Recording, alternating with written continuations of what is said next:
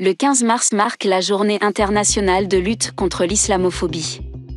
Résolution adoptée à l'unanimité par les 193 membres de l'Assemblée générale des Nations unies.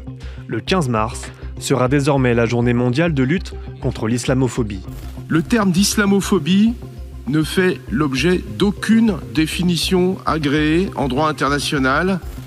Le 15 mars marque également la date de vote de la loi de 2004 qui interdit le port de signes religieux ostentatoires dans les écoles. Pour 494, contre 36. Cette loi a été présentée comme confortant l'application de la laïcité.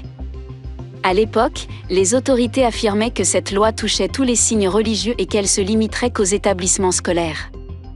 Mais concrètement, la réalité est tout autre. C'est bien le voile qui est visé par cette loi, comme l'affirmait le président de la commission sur la laïcité de l'époque, Bernard Stasi sur France 3. Il s'agit d'interdire le voile à l'école. Je crois qu'il n'est pas scandaleux et qu'il est même tout à fait souhaitable que pendant qu'on est à l'école, on laisse de côté ce qui nous différencie. De plus, il est de plus en plus clair que la France tend vers une interdiction totale du voile, y compris dans les espaces publics. C'est ce que souhaite notamment Marine Le Pen, présidente du Rassemblement national, et qui a rédigé un projet de loi visant à complètement interdire le voile. Vraiment, je considère que l'interdiction du voile est essentielle. Depuis l'application de cette loi, de nombreuses conséquences nuisibles ont été observées. Le constat est très simple et il est clair. Renforcement du communautarisme, exclusion du sortie scolaire, déscolarisation, et on a simplement demandé à des jeunes filles qui ne demandaient rien de choisir entre leur religiosité et l'éducation. Tout cela sous la fausse bannière du principe de laïcité.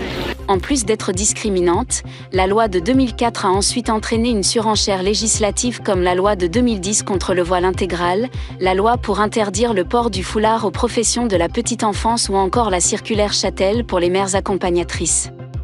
Cette dernière circulaire a d'ailleurs été épinglée par le Conseil d'État qui souligne son écart par rapport à la tradition laïque. Malgré tout, les mères voilées continuent d'être discriminées.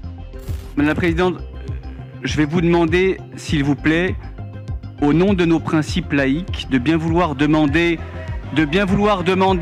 à l'accompagnatrice qui vient de rentrer dans cette salle, de bien vouloir retirer son voile islamique, s'il vous plaît. Peut-on donc toujours dire que la loi de 2004 ait été votée pour l'application de la laïcité ? Ou plutôt pour répondre aux agendas des politiciens islamophobes ?